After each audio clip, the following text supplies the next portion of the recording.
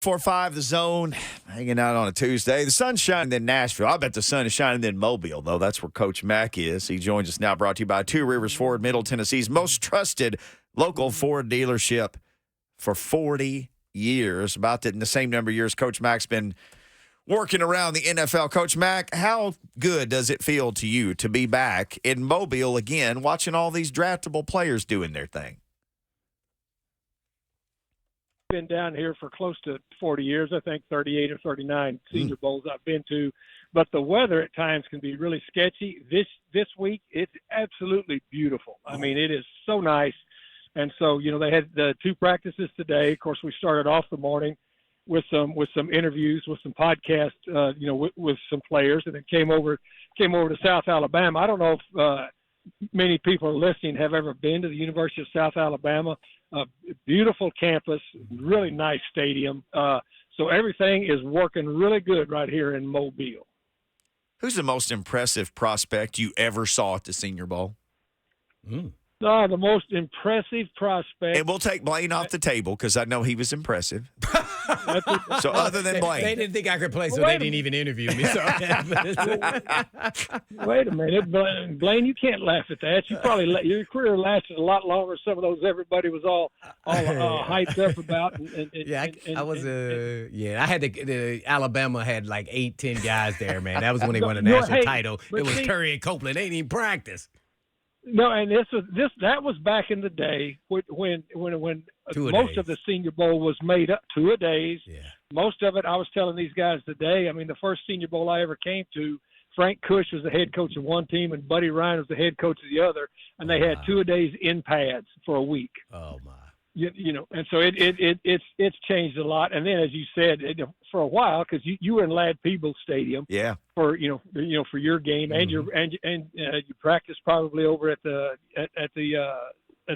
high school. Now it's a lot different. I mean, because you're right, it was made up of all Alabama, Auburn players. Back in the day, but guys, there have been a lot of first round picks, come out of this thing, and they talk about players, the difference. We had a chance to talk to Jim Nagy this morning, and it's so different from what they're having to do now. First of all, they're allowing juniors to be here, and then the other thing is this COVID year and these fifth-year senior guys, it's crowding a lot of people in here. But NIL has made a hell of a difference because a lot of guys that would have come out are going back to school with NIL. So it's a little bit different talent acquisition this year than it's ever been, and it's not going to change. All right, I named Blaine. He didn't name. Who was your most impressive prospect ever down there, Coach? You name a couple guys. Yeah. Well, I mean, I've seen all of them. I mean, who you want to say? I've seen all of them. I've seen all of them down here. Okay, well, let's go. Just say quarterback and running back. Let's see if those off the top of your head, if you can remember some of the ones you can recall. Well, I mean, I coached in this ball game, and I'll tell you one of the most impressive players. Oh yeah, I was a head coach for one. I've coached in this game 4 times. One of the most impressive football players, just straight football players, that was on my team, and was the South team captain, was Will Witherspoon. Will Witherspoon was an outstanding. He was an outstanding player. And then, a quarterback, and down here as a quarterback, the show that he put on when he was down here with me was Derek Carr. And that's what catapulted him into that number 1 pick. They're in Houston when they reformed that team. So I mean, those 2 guys were really, really good players. And as I said, and a lot of guys, and this, you guys know this too. You can come in here with some kind of claim behind your name, but a lot of guys really make a name down here, and then get into the league just like Blaine Bishop did, and all of a sudden the rest is history. Sure is. Coach Mack knows that history too. The head coach of Titans Radio, Coach Mack, joining us live from Mobile, Alabama today. Well, Coach, I guess talk about some of the guys that you guys interviewed and what you kind of got from those guys. Well, the first interview we had this morning was with Kalen King, the corner from Penn State. Long. Got links to him. Very, very, very, very smart guy. Really enjoyed. Mike and I and Rhett, interviewed him, talked to him. He ran one of the fastest times here today on that zebra system. that they have.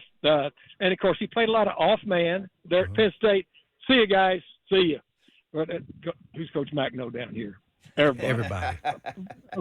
And so, he played a lot of off man there at Penn State. So we were talking to him a little bit about, the press man that they're going to do down here. I'll tell you what they did do too, guys. They ran both of these teams, ran extensive one-on-ones today, both with the offensive and defensive linemen, and the pass rushers, and also with the corners and the receivers, because that's what everybody wants to see. Right off of a jump. But Kalen King is the first one, and then guys, a very interesting guy. You guys need to do some research on him if you already haven't. Kenyon Mitchell from Toledo. Oh yeah, the cornerback, number 7. Yes, this is a long dude. Now, I'm talking about go gadget arms, and again, he played some press man there at Toledo, but he also played a lot of off man, which they do in collegiate games. But he looked pretty good out there today. He really did. And another guy that was real interesting that we interviewed, not a defensive back, but we interviewed Luke McCaffrey from Rice, kid was a quarterback, moved to receiver, but you can just tell, of course, from his dad and from his brother, he understood how to talk the game. And then he went out there and had a pretty nice day today. Receiver wise, Xavier Leggett just got through practicing. He looked really, really good out there today. But the group that I've been focusing on, guys, has been the offensive linemen, and the offensive linemen. It's an impressive group of offensive linemen down here. I'll give you a few names here that I think will be that everybody will want to know. First of all, the Tyler Guyton. Tyler Guyton is a guy that's going to be very, very interesting, to everybody. Is that Oklahoma? Yes. Okay. And Tyler Guyton, started out at TCU, and he started out as a tight end. But this is a big, long dude that can move. Now he needs to probably add a little more weight, but he was very, very impressive today. He looked really good. The other guy that we really liked, and I sat with Ramon, watching these guys as an interior guy. When we were looking at him, was Trevor Keegan from Michigan. There's another guy that looked really good. The other guy that we really liked, Kingsley Silmatea from Brigham Young, and then the center Cedric Van Pran, is another guy that was down here. So look, this what they've got down here, and what they've done a really good job of, what Nagy's done a good job of, is bringing some guys in here that really are going to have the coaches from the National Football League and the scouts. They're going to really enjoy watching these guys. And the offensive lineman is what I looked at today. The Jackson Powers Johnson guy from Oregon, was a decent looking player. So anyway, there's a lot of guys. Guys, when you come to the Senior Bowl, it's kind of like going to a county fair. You've got to just concentrate on one thing, because there are a lot of different rides going on the fairgrounds down here, and so you need to just concentrate, on one position down here.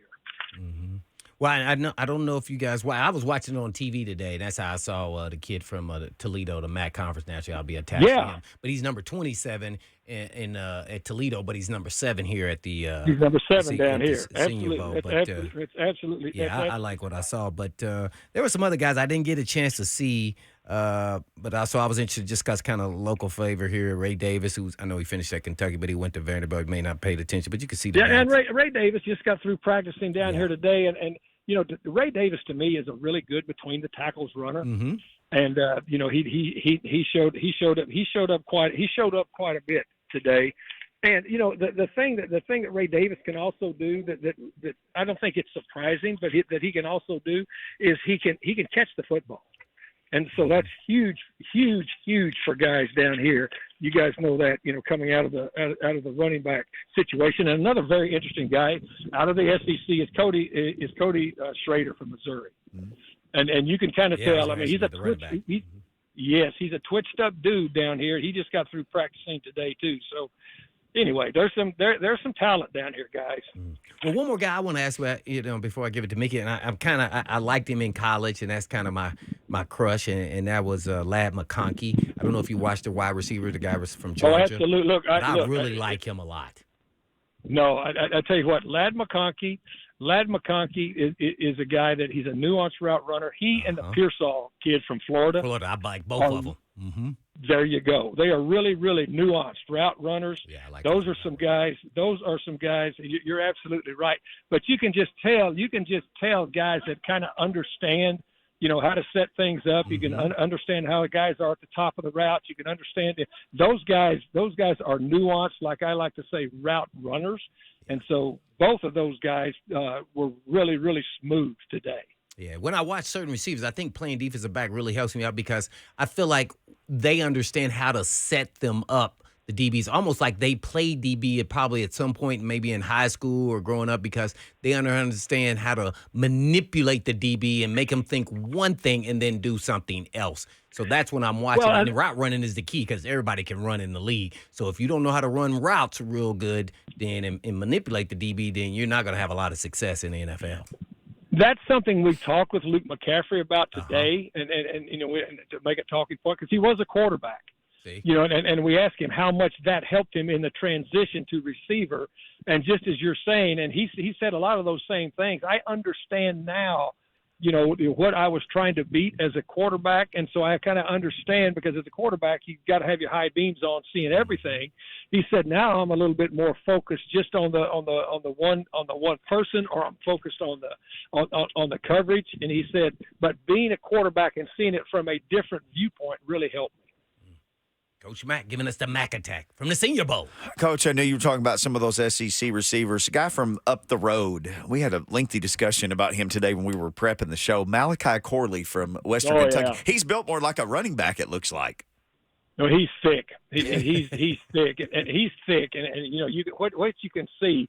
I think you're gonna see when they start going live, you're gonna see a lot. And if you watch him, there's a lot of bounce off that goes with him. And what I mean by that is he's got a lot of run after catch because he's really, really strong in the lowers.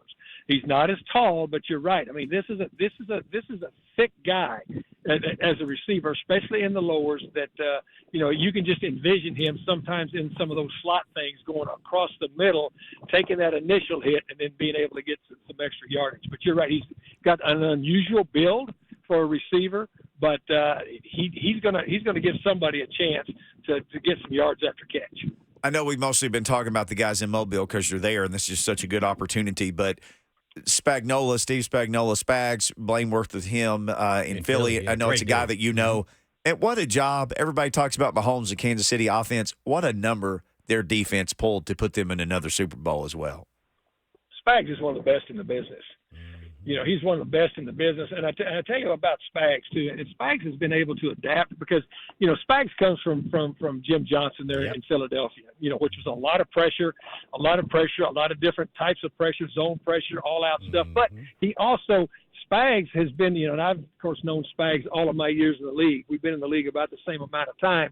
But what Spags can do, he can adapt to what's happening during the game. And that's the beauty of being in a system that he understands, and he understands all the ins and outs of it, but he can adjust during a ball game, which we just saw him do. We just saw him do in that last ball game.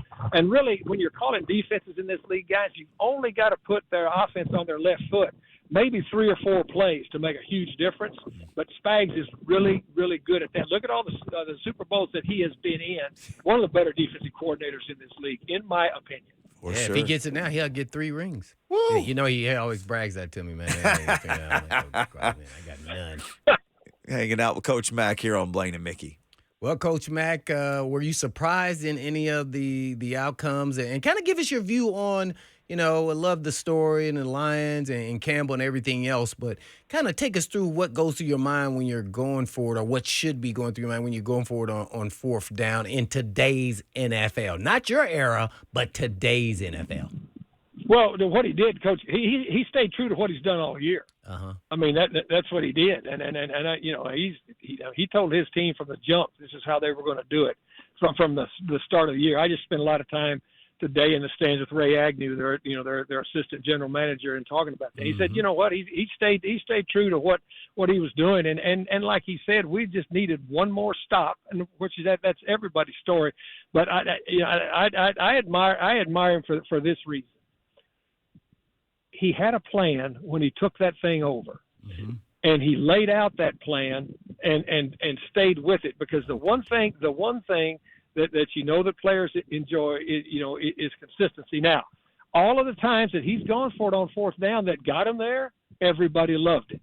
Okay.